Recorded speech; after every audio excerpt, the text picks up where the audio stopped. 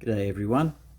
I thought I'd just share with you some work that I have finished today, apart from perhaps a final spray of dull coat, although they have already received ultramatte varnish, brush on ultramatte varnish, and in places some touches of high gloss varnish, which I don't think the dull coat will wipe out altogether, but they might just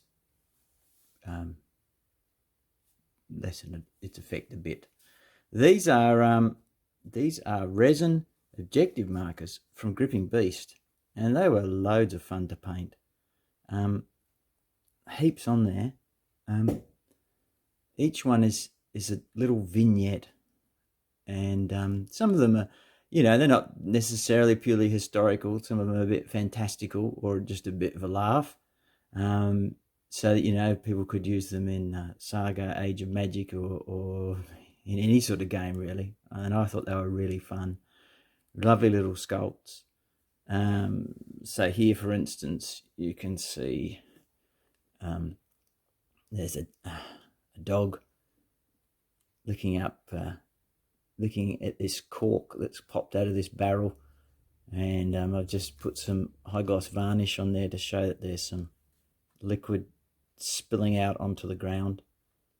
So there's a series of barrels, and some of the mugs, I'm not sure if you can see from this angle, but I've got gloss in them to indicate there's some liquid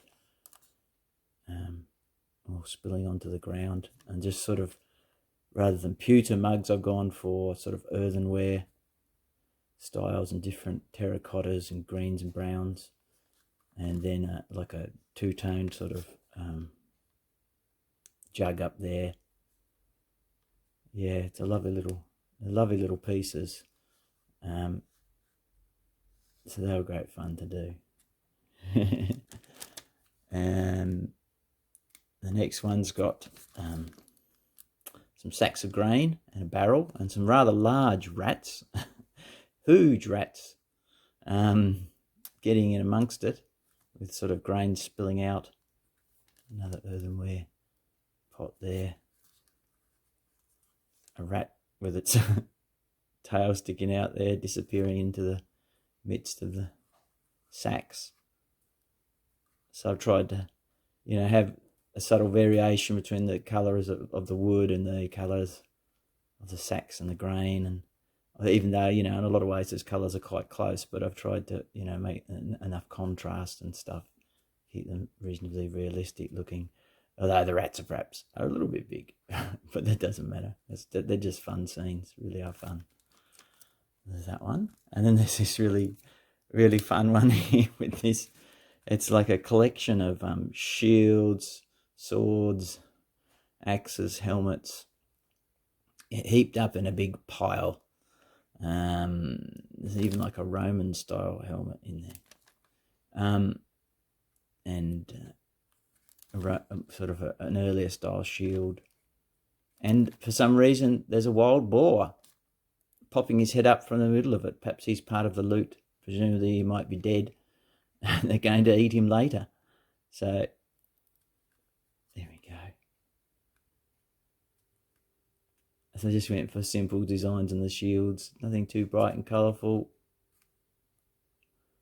because you've got the contrast with the lots of the high ping off the metal blades and stuff like that. I didn't decide to go for any rusty look on the metal or anything. I mean, this might be a more recent weapon take or something, or I don't know. It's a little bit fantastical in that you've got some sort of falchion or scimitar or something in there. I don't know. And then you can see I've gone for other designs there. Just simple freehand shield designs.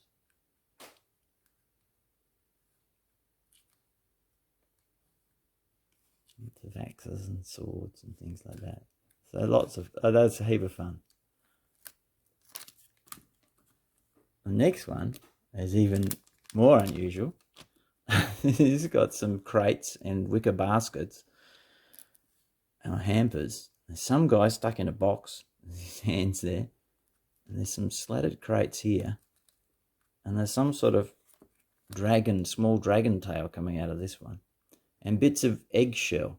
So I painted these with sort of off-whites and things like that, and then I put a really thin glaze of a kind of a turquoisey colour over the top, just really thin down, for a sort of a slightly fantasy but plausible eggshell colour, interesting eggshell colour, of which there are also fragments on the ground. And there's some sort of there's some sort of beak coming out of this one, so he's got a touch of gloss on him. Here's one of the hampers here, with a great big meat cleaver on it. And down here, for some reason, there's a tiny little hedgehog, and there's a hole in the back of this box that the man's held in. Up top, you've got another big sharp knife, but you've also got someone's fried up one of those eggs and got it in their terracotta serving bowl. And I've put some gloss on there to make it look like it's freshly cooked, or at least, yeah, it must be freshly cooked because the albumin's gone white instead of being sort of more transparent. So, but it's still got that glossy look to it. So yeah, that's a bit fantastical and unusual. Again, lots of fun. And these are available from Gripping Beast. I guess I already said. Now this is some adventurers. This would be great for fantasy games. This is some adventurers have broken into a tomb. You can actually see there's the hammer that they've used and the spike to crack through this stone and split it open. This ancient tomb, and inside you've got a skeleton of someone who obviously had a lot of wealth.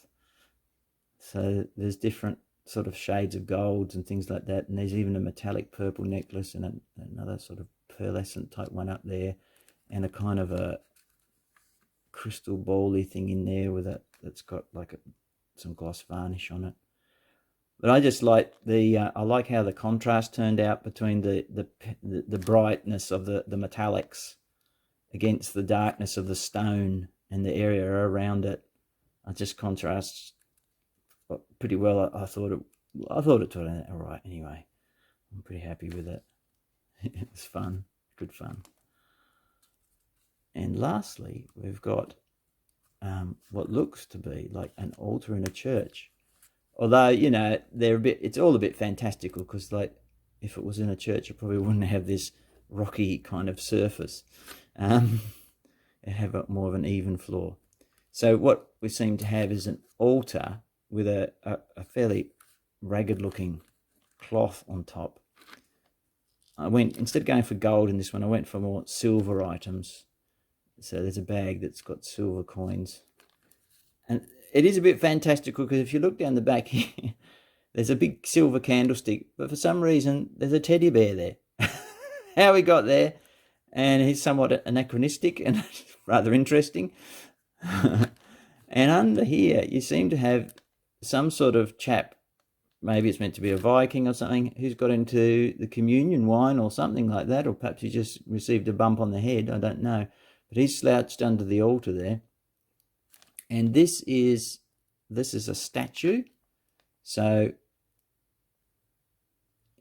lots of statues, rather like the ones we see now that are all marble and everything from ancient Rome. They were all painted. Rather like if you go into a lot of Roman Catholic churches, you'll see like painted sort of statues and things like that. So it was no different back then. Statues were painted. So this is probably a statue of of a saint or something like that, or one of the apostles or something. But he's had his head smashed off, so you can see the actual stone where the neck seam is inside, and also at the feet. But I just did I had a look at some Anglo-Saxon sort of pictures of the sort of things they wore, and these colours seemed about right, and some reference books I had. So yeah, and I've done a little. That might not focus because that is very finely detailed, but I started to try to write the 23rd Psalm, but of course too hard, too beyond me with the tools I had. I did a microscope. I got as far as the Lord, and then maybe is my, but then after that it kind of got messy. So I just sort of did some rough approximation, because I figured, well, it's kind of open about halfway through. When you get a Bible and you drop it, and or you flip it open to about halfway through, that usually lands on about where the Psalms are. So I figured, oh, it might be a Psalm. So there's a little treasure chest there, and I've done the cup here has probably had communion wine in it, so I got some gloss varnish and mixed it with a dark red, and just trickled some out of the cup. So yeah, they were great fun to do, and thanks to Mark for sending them over as a commission. Yeah, a challenge because they're quite different, but really interesting, fun, quirky subjects. Yeah, so I probably won't be putting this video up until I've photographed these and sent the photographs to my customer, and then I'll once he's seen them first, which I figure is the polite thing, then they'll make their way onto YouTube. Anyway, guys, I thought you might just enjoy seeing those, just for a bit of fun. The only other thing that's on my desk sort of at the moment is there's some Martists over there for me, which I'm getting there. And also, I just wanted to give a shout out. I'm not sure what I'm going to do with them in the end, but these are 6mm. Mate of mine, Carl Merritt, said, would you like to have a look at these? These are from 2D6 Wargaming. And so he sent over some 6mm Vikings. Oh my goodness, it's been ages since I've painted. Oh, these little banners got bent. Been ages since excuse my hands, painted any 6mm. So these have, they're really amazingly detailed. So basically I put on some Reaper Brown liner as sort of like my undercoat, and then I basically kind of overbrushed with some Vallejo deck tan to sort of see the darks and the lights. I think I started to put some metallic bits on some of them, but it's hard to make out. But yeah, so if you're looking for Dark Age 6mm figures, 2D6, their stuff looks really amazingly detailed. They remind me a bit more in terms of their proportions. They remind me a bit more of the Heroics and Ross type size rather than Bacchus. Bacchus are probably a bit chunkier compared with these guys. These perhaps are more realistically proportioned, if you could say that, for this size. And I'm amazed at what the sculptor's been able to achieve on such tiny miniatures. But anyway, thanks, Carl, for sending them to me. Eventually I'll get round to putting more paint on them and finish them. And I'm not sure what I'll do then. I have a 6mm sort of Dark Age village, or the buildings for it. But now I've seen 6mm again after all these years. I'm kind of like, oh, I'm not sure if I want to go down that route. And maybe I'll do like, maybe I'd go up for 10mm or 12mm from Callistra or something like that when I eventually get to that project. And use the buildings as like reduced footprint buildings, which, often we do in war games anyway. We use smaller buildings that are a smaller scale than the miniatures. But we'll see. That's sort of on the back burner at the moment. Okay, guys.